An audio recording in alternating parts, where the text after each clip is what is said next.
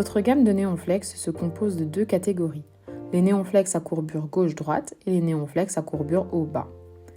Les références pour courbure gauche-droite sont spécialement conçues pour un éclairage sur la tranche et pour épouser les courbes en forme de S ou de U, tandis que les références pour courbure haut-bas sont utilisées pour encercler des objets circulaires, aussi bien en suivant leur contour intérieur qu'extérieur. Nous avons plusieurs références en monochrome 2 fils, en 2700K, 3000K et 4000K, et d'autres références en RGB 4 fils ou encore en RGB White 5 fils, de puissance allant de 6 Wm à 18 Wm. Ils sont IP67, c'est-à-dire qu'ils sont étanches à la poussière et garantissent une protection contre les effets de l'immersion temporaire. Ils ont deux principaux avantages. Le premier est le fait qu'ils soient auto-refroidis. Cela signifie que vous n'aurez nul besoin de les positionner sur des profilés aluminium.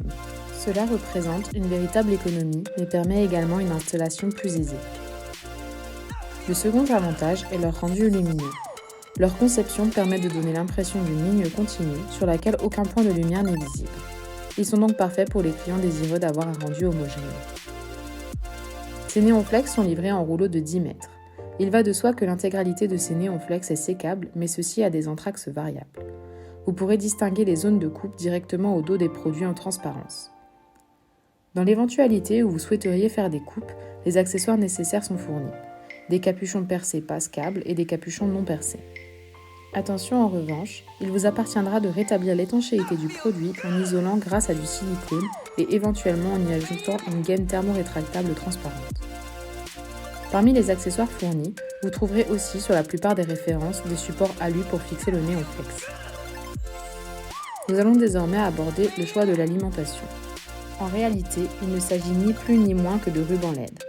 La méthode du choix de l'alimentation est donc similaire à celle pour les rubans LED. Il convient dans un premier temps de connaître la longueur du NeonFlex que vous souhaitez installer et multiplier cette longueur en mètres par la puissance du NeonFlex au mètre et y ajouter une marge de 20%.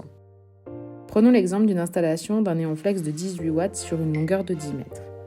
Il suffit donc de multiplier 18 par 10, ce qui donne 180, et d'y ajouter 20%, soit 216 watts.